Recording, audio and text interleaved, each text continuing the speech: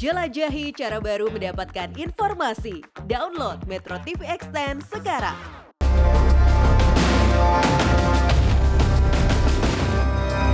Jadi jangan coba-coba mengganggu Presiden. Saya ingin tegaskan itu. Hanya seorang pecundang yang tidak berani meminta maaf. Saya minta maaf terhadap keadaan hari ini yang menyebabkan perselisihan itu berlanjut tanpa arah itu. Ketika Pak Rocky Gerung sudah menyampaikan permohonan maaf, ya sebagai orang Timur kita saling maaf-maafkan.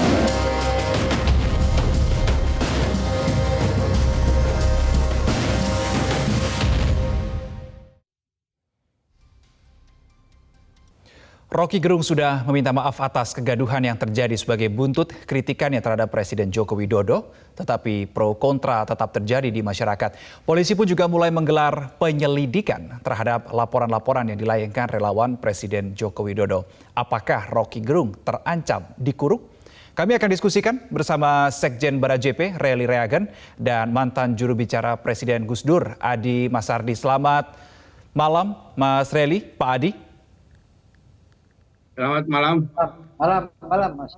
Ya. Baik, saya ke Mas Relly terlebih dahulu untuk mendapatkan jawaban dari salah satu relawan Joko Widodo. Kemarin kita dengarkan bersama, Rocky Gerung ini sudah meminta maaf atas kegaduhannya yang timbul akibat pernyataannya di forum buruh beberapa waktu lalu.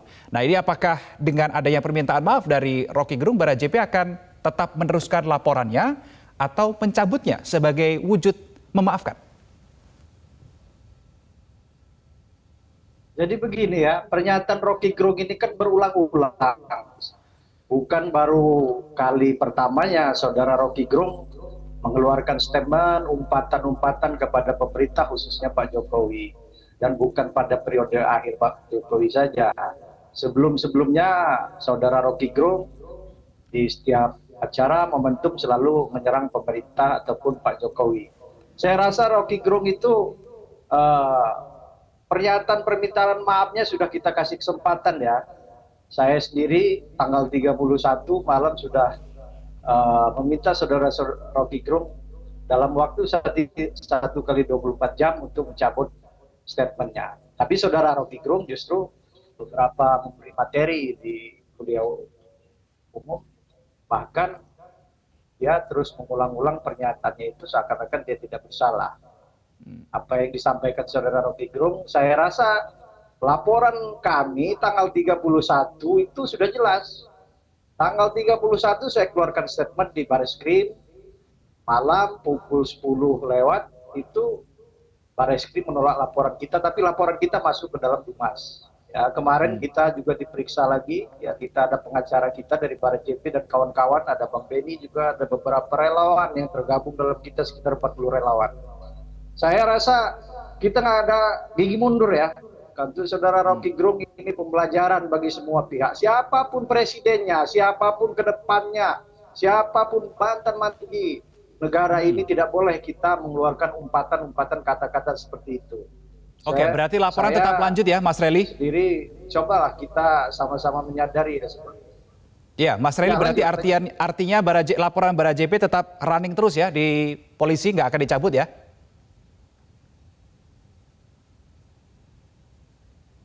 Tetap. Halo, Laporan Mas Relly. kita kemarin pada tanggal 4 Jumat dari Bareskrim telah LP kita pada laporan kita pada tanggal 31 itu telah pengacara kita dan beberapa kawan saksi telah Baik, Mas Relly. Ya, tinggal nanti pihak berwenang aparat.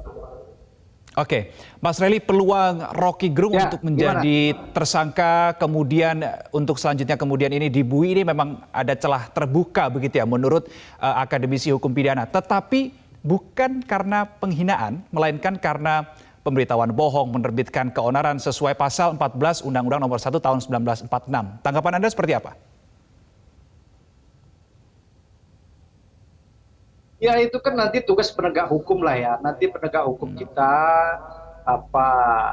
ini kan bukan delik aduan apa yang disampaikan tadi. Ini kan sudah menimbulkan kegaduhan, kericuhan di publik, dan umpatan ini bukan saudara Rocky Gerung lakukan tidak sengaja ya ini. Jadi nanti aparat penegak hukum nanti akan kita saksikan aja nanti di pengadilan. Apakah saudara Rocky Gerung ini bersalah atau tidak? Nanti aparat penegak hukum lah nanti ditanyakan di Bareskrim nanti. Kita kalau kita nggak ada gigi mundur. Kalau sudah maju. Dan ingat, Barada JP tidak pernah melaporkan siapapun, baru Rocky Gerung ini. Dan baru kali ini Barada JP sebagai anak sulung relawan Jokowi yang pertama kita melaporkan ini, dan kita konsisten. Kita tidak ada masalah capres A, capres B, tidak ada. Kita konsisten. Kita memang tegak lurus pada Pak Jokowi. Baik. Saya ke Pak Adi. Pak Adi, saya juga penasaran nih, saat Anda berada dalam pemerintahan ya beberapa tahun yang lalu, bagaimana Anda sebetulnya dan juga tim pada saat itu menghadapi pernyataan yang bernada sama dengan tone pernyataan Rocky ke Presiden Jokowi? Reno, waktu itu kan kita memahami bahwa kita sedang masuk dalam proses demokrasi. Demokrasi itu harus dituntun oleh pemimpin tertinggi, karena demokrasi itu persoalan yang tidak ringan dalam menyampaikan situasinya, iklimnya kepada masyarakat yang dasarnya memang feodalistik. Itu sebabnya Gus Dur selalu mengingatkan kepada kami agar di dalam demokrasi itu perbedaan pendapat itu harus dihormati.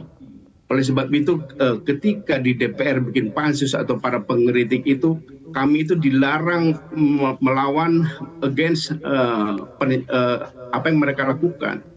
Bahkan dalam konteks ini ya, kita paham betul Gus Dur itu punya jutaan pengagum, punya jutaan pengikut. Beberapa ribu di antaranya adalah orang yang siap mati untuk Gus Dur. Tetapi dalam menghadapi kritik-kritik itu, Gus Dur selalu melihat ini sebagai perbedaan pendapat. Itu sebabnya kalau dalam konteks ini, kami ini orang-orang Gus Dur itu, bahkan Gus Dur sendiri lebih sibuk menenteramkan para pendukungnya agar tidak macam-macam, tidak mengganggu, tidak merusak sistem demokrasi. Itulah sebabnya tidak sepotong pun orang pengkritik Gus Dur yang dibawa ke kantor polisi, yang diadukan. Karena kita paham bahwa ini tidak boleh, karena ini kan baru tumbuh demokrasi. Kalau orang berpendapat kemudian dipenjarakan, ini kalau sekarang ini untuk Rocky Gerung itu bukan sekedar dikriminalisasi, tapi diancam penjarakan. Yang mengadu-ngadukan itu niatnya kan mau mempenjarakan perbedaan pendapat. Jadi Rocky ini saya melihatnya 100% perbedaan pendapat, cuma cara menyampaikannya kan memang macam-macam. Orang kan beda-beda. Nah, kita kan tumbuh dengan kebinekaan etnis, kebinekaan karakter.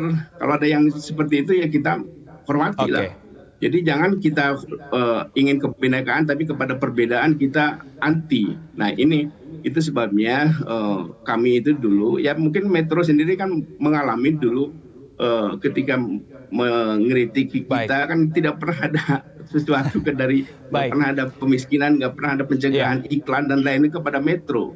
Baik, Metro Pak Adi, saya juga sebenarnya penasaran ketika Anda tadi mengatakan dulu pada era Gus Dur menjadi presiden, ketika Gus Dur mengatakan menenangkan, mendinginkan para relawan ya, para simpatisannya. Saya juga penasaran apakah pada saat itu juga ada relawan atau simpatisan Gus Dur yang kemudian dalam tanda kutip balelo, nggak mau memenuhi arahan dari Gus Dur. Tapi dijawab di segmen berikutnya ya, Pak Adi. Kita akan lanjutkan di segmen berikutnya, Prime Time News akan kembali. Cara mudah mendapatkan informasi dengan satu sentuhan jari. Download Metro TV Extend.